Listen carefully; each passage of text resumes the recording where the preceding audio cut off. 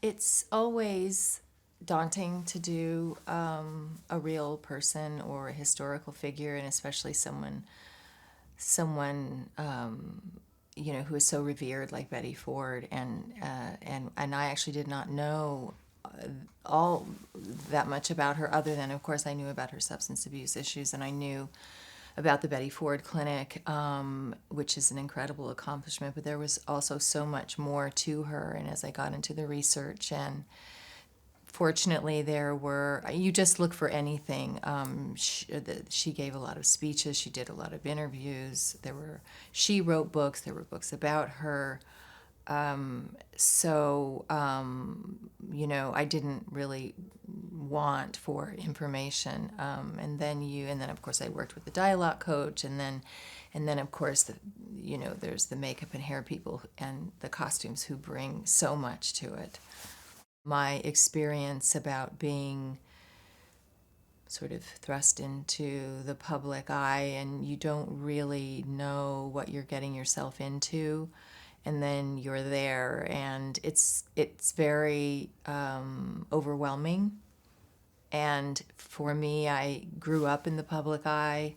I learned how to act in the public eye, and for Betty, her learning curve was also incredibly steep, because suddenly becoming the first lady within a year, and not expecting it, not having your husband actually run for office, was, I think, a lot for her to get used to. Well, for me, it's always important to get it all right.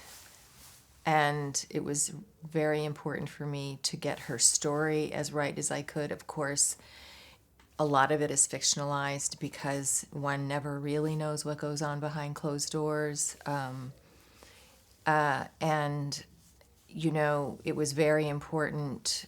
The addiction and the recovery was, I know, as most of us do, we know someone in our lives who has struggled with addiction, who has maybe gone through treatment, has perhaps been a part of an intervention. And I felt I was very nervous about getting that right, and not sensationalizing everything.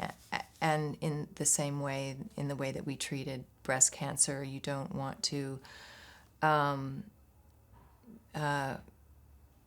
you don't want to, again, sensationalize it, but you do want to, you don't want to hold back either. Dancing with a martini shaker doesn't take a lot of talent.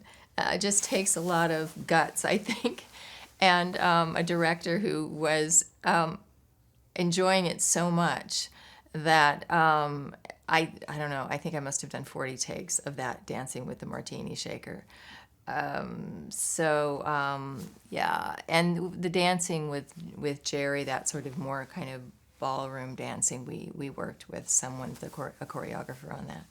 Christine and I spoke on the phone early on.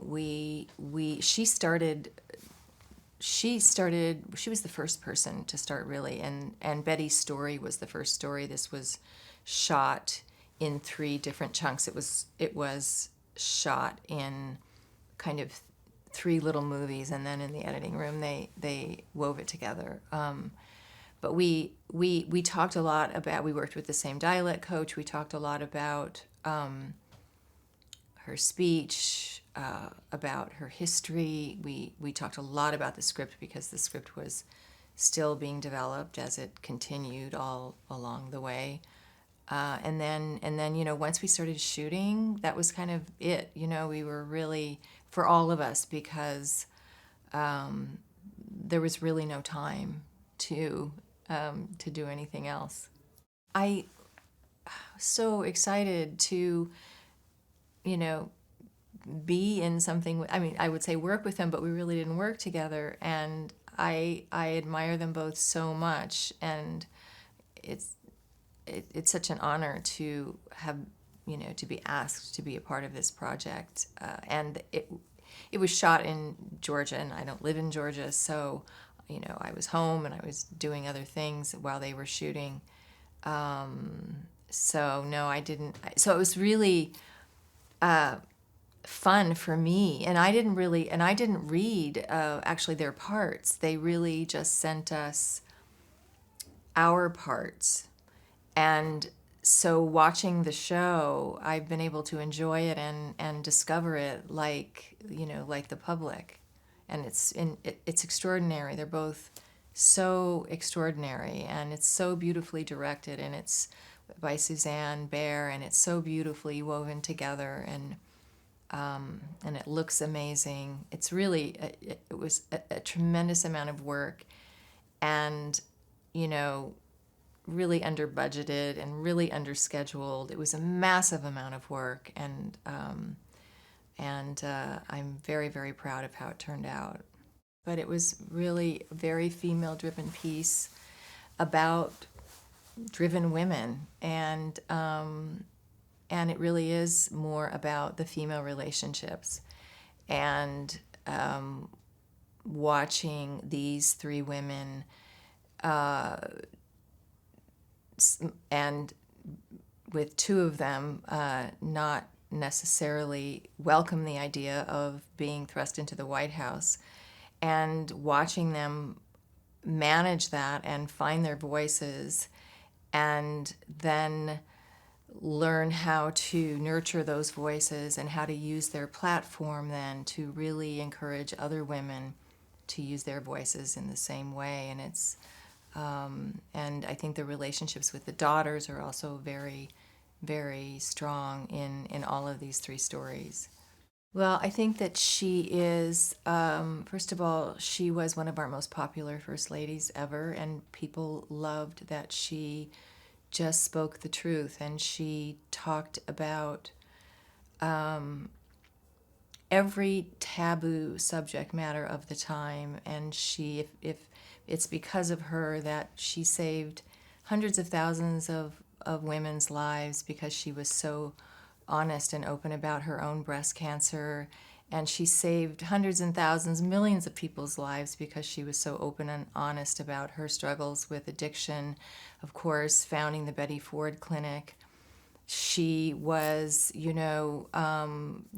she supported the gay community. She fought for the Equal Rights Amendment ratification. I mean, she was the worst Republican. I mean, she was, a pro-choice Republican first lady who took on women's rights issues and just stirred up all kinds of trouble. And she did it in such a kind of innocent way. She had these Midwestern values, and she just felt like it was her duty to speak her truth and to really stand up for people who didn't necessarily have a voice. It's quite a legacy.